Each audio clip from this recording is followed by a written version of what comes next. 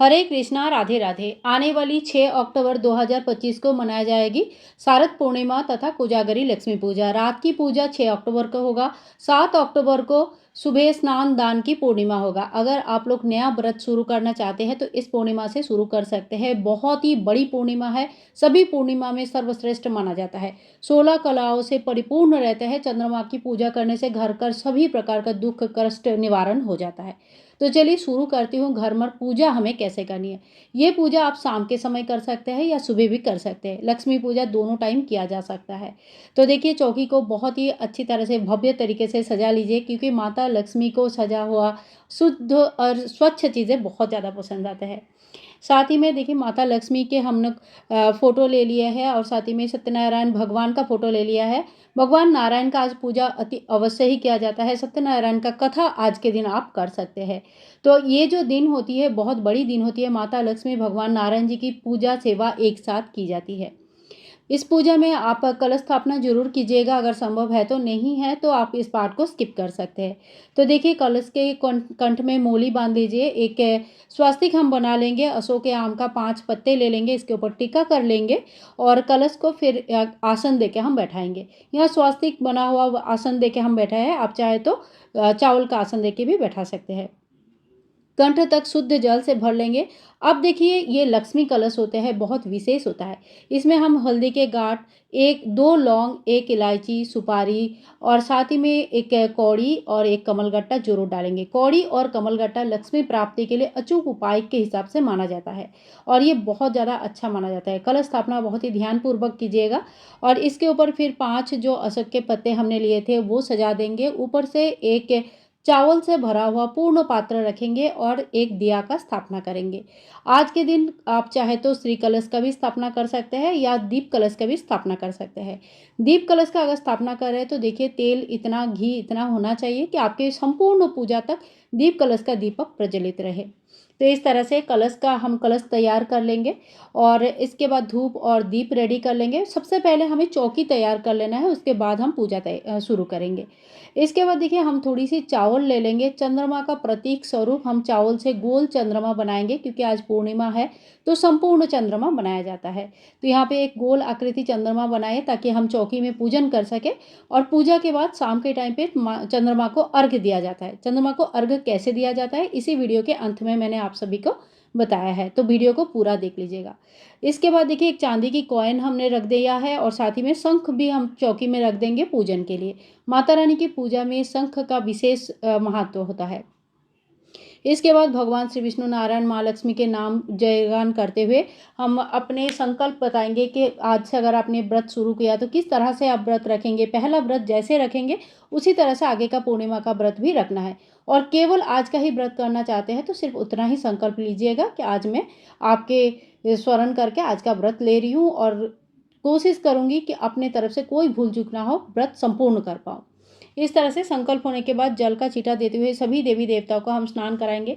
सबसे पहले गणेश जी का स्नान किया जाता है, क्योंकि गणेश जी प्रथम पूज्य होते हैं और सभी बड़े पूजा में गणेश जी की स्थापना अति अवश्य किया जाता है। इसके बाद हम ओम वस्त्रम समर्पयामि इस मंत्र का जप करते हुए गणेश जी को वस्त्र अर्पण करेंगे। भगवान सत्यनारायण को वस्त्र अर्पण करेंगे और जो चंद्रमा हमने बनाया उनको भी वस्त्र अर्पण करेंगे। माता लक्ष्मी को पहले ही हमने चुनरी अर्पण करके रखा है, आप चाहे तो कलावा भी अर्पण कर सकते हैं। वस्त्र अर्पण करने के बाद हमें सभी को टीका करनी है। तो देखिए सबसे पहले हम गणेश जी को टीका करेंगे, भगवान सत्यनारायण को टीका करेंगे और फोटो में जितने भी साधु महापुरुष देवी देवता बने हुए हैं सभी को टीका करना है। कलश देवता को टीका करनी है। माता लक्ष्मी को हमें रोली का टीका करना है, लाल टीका लगाना है। आप चाहे तो लाल चंदन का भी व्यवहार कर सकते हैं। और साथ ही में देखिए अगर माता लक्ष्मी के साथ उनके वाहन है, हाथी है या उल्लू है या जो भी वाहन आपके साथ है अपनी माता लक्ष्मी के साथ, उनको भी टीका जरूर करें। अब इसके बाद हम भगवान गणेश जी को पीला जनेऊ अर्पण करेंगे, भगवान सत्यनारायण को पीला जनेऊ अर्पण करेंगे और अगर जनेऊ नहीं है तो कच्चा सूत को 7 बार लपेट के थोड़ी सी हल्दी लगाकर अर्पण कर सकते हैं। गणेश जी को दुर्वा घास और लाल फूल बहुत ही प्रिय है, तो लाल फूल दुर्वा घास चढ़ाइए। माता लक्ष्मी को आज के दिन कमल के फूल चढ़ाना बहुत ज़्यादा श्रेष्ठ माना जाता है। अगर आपको मिल जाता है, मार्केट में इस दिन आराम से मिल जाती है, तो जरूर चढ़ाइएगा, नहीं तो आप गुलाब के फूल भी चढ़ा सकते हैं। भगवान विष्णु नारायण को हम जो पीले फूल होते हैं, गेंदे के फूल होते हैं, वही चढ़ाएंगे और साथ ही में जो कलश भगवान है उनको भी फूल चढ़ाएंगे। हाँ, चंद्र भगवान को कोशिश कीजिएगा सब चीज़ सफ़ेद चढ़ाने के लिए, तो सफ़ेद फूल हम चढ़ा देंगे। साथ ही में भगवान विष्णु जी को तुलसी दल चढ़ाना बिल्कुल ना भूलें। इसके बाद हम भोग लगाएंगे, तो सफ़ेद मीठा चीज़ों का भोग आज जरूर लगती है। तो यहाँ पे हमने बतासा का भोग लगा दिया, कोई भी ऋतु फल का भोग आप लगा सकते हैं। लेकिन आज का जो सबसे विशेष महत्वपूर्ण भोग है वो है खीर का भोग। खीर हमें जरूर बनाना है। खीर चंद्रमा के किरण में रात भर रखा जाता है। सवेरे सूर्योदय से पहले इस खीर को ग्रहण किया जाता है और कहते हैं कि बिल्कुल निरोगी काया पाने के लिए ये एक बहुत ही अति उत्तम उपाय है। और इतने ज़्यादा इसमें पॉजिटिविटी भरा रहता है, इतने ज़्यादा इसमें औषधि गुण रहते हैं, जो कि हमें हर किसी को जरूर ग्रहण करना चाहिए। सभी को हम हाथ जोड़ करके आह्वान करेंगे कि आओ भगवान भोग लगाओ। इसके बाद देखिए, माता रानी का एक विशेष भोग होता है। जब भी आप लक्ष्मी पूजा करेंगे तो पान के पत्ते में लौंग, इलायची, बतासा, सुपारी, कमलगट्टा रख के माता को अर्पण जरूर कीजिएगा। तो यहाँ पे अगर आपके पास पत्ते नहीं है, पान के पत्ते, तो छोटे से कटोरे में भी आप अर्पण कर सकते हैं। लेकिन कोशिश कीजिएगा अगर संभव है तो एक पान के पत्ते में भोग अर्पण करने के लिए। तो यहाँ पे हमने भोग अर्पण कर लिया। माता रानी का आह्वान करेंगे, हे माँ भोग ग्रहण करें। इसके बाद हम यथासंभव दक्षिणा चढ़ा देंगे। और देखिए, लक्ष्मी पूजा में जो दक्षिणा चढ़ाया जाता है, किसी को दान नहीं किया जाता है। ये जो दक्षिणा चढ़ती है, ये घर में ही आप अपने भगवान के लिए कुछ सामान खरीद सकते हैं। तो इस तरह से ये दक्षिणा घर के मंदिर का कुछ सामान खरीदने के लिए यूज़ किया जाता है। इसके बाद हम 1 लोटा जल ले लेंगे और कथा सुन लेंगे। कथा सुनने के लिए हाथ में थोड़ी सी चावल, एक सफ़ेद फूल ले लेंगे और सत्यनारायण की कथा आप कह सकते हैं, सुन सकते हैं। माता महालक्ष्मी की जो आज कोजागरी लक्ष्मी पूजा का कथा आता है, शरद पूर्णिमा का जो कथा है, आप सुन सकते हैं या कहीं से पढ़ सकते हैं। एक बुक किताब में भी दिया रहता है, वहाँ से भी आप चाहे तो पढ़ सकते हैं। कथा के बाद हाथ जोड़ करके क्षमा प्रार्थना करेंगे कि हे माँ, पूजा में जो भी कमी रह गया उसके लिए आप हमें क्षमा करें। इसके बाद देखिए, जो लोटा 1 लोटा जल है, ये जल आप यहीं पे रख छोड़ दीजिए अगर आपने सुबह पूजा किया है तो। और शाम को अगर पूजा किया है तो इसके बाद इस लोटे में थोड़ी सी और भी कुछ चीज़ें हम मिलाएंगे और चंद्रमा को अर्घ देंगे। और उससे पहले माता रानी की हमें आरती कर लेनी है। तो देखिए, आप अलग से आरती कर सकते हैं या तो फिर कपूर की आरती कर सकते हैं। तो यहाँ पे अगर आपने अखंड दीपदान किया है पूरी रात के लिए, तो उसको फिर नहीं हिलाना है, अलग से एक बाती जला लेना है। और अगर सिंपल आरती के लिए सिंपल बाती जलाया है, जो कि थोड़ी देर के लिए ही प्रज्वलित रहेगा, तो फिर उससे भी आरती कर सकते हैं। आज के दिन हवन करना बहुत ज़्यादा महत्वपूर्ण माना जाता है।